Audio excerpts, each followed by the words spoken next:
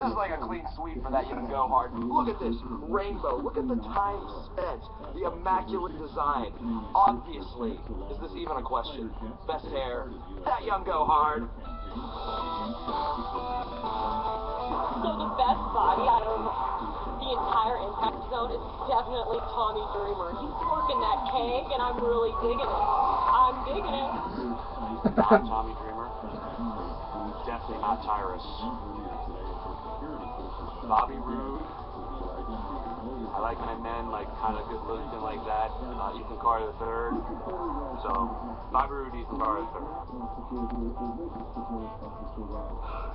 EC3. Impact Wrestling, gentlemen, some phenomenal physiques. You know, you can critique them if you want to, but not that kind of guy. I guess who has the best body after EC3? Because, you know, I routinely keep myself at 220 pounds at 5% body fat, plus I'm a strength athlete, not a bodybuilder. So, I mean, that's pretty impressive. But best, dang it. We'll give it to Jesse. He looks great. He looks great in tank top. Definitely not Robbie, though. Best body is my tag team partner, Mr. Spectacular, Jesse Goddard. Phenomenal. Best body? Bobby Lashley. Bobby Lashley. He's a machine. He is a destroyer. Best body's tied for me. Congratulations, Al Snow, who is had like a career resurgence and is jacked, and Brooke. Brooke. Or Taryn. Or Madison. Or Christy. I mean, you know what? Any of the knockouts. Any of the knockouts are Al Snow. It's 50-50. Best body. There's a lot of great bodies in Impact Wrestling. Have not been forgotten, and the perpetrators have not been forgotten, said Serbia's war crimes prosecutor, announcing 7 men had been arrested, suspected of carrying out the mass murders. The former Bosnia Serb leader and his top military commander are already facing charges of genocide at the International Criminal Court in The Hague. But before now, Serbia had been reluctant to go after its own citizens.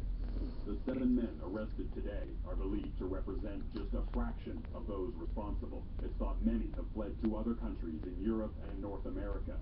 Serbian prosecutors promised more arrests to come. Jeff Semple, CBC News, London. Police in Japan are investigating death threats against U.S. Ambassador Carolyn Kennedy and the U.S. Consul General to the southern island of Okinawa. The U.S. State Department says it takes the threats seriously. They came in a phone call to the U.S. Embassy last month. Okinawa home to about half of the 50,000 U.S. troops based in Japan. And in the U.S., the Federal Reserve has indicated it's getting closer to raising interest rates.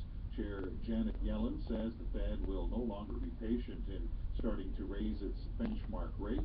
While an April rate increase is unlikely, analysts are speculating such a boost could come as early as June.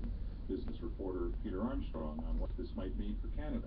When and if the U.S. raises rates, the Canadian dollar will fall further still. The U.S. dollar will strengthen. And we've talked about this quite a lot since the low oil really began to kick in. It was supposed to save the average Canadian family about $800 on cheap gas, but it also means more expensive imports. So everything from food to clothes to household goods are rising, and rising fairly quickly, to the tune they're now saying of about $600 per family a year. So we'll be watching that with great self-interest. You can bet that Canada will be too. Peter Armstrong in Toronto, and that's CBC News. You're listening to CBC Radio.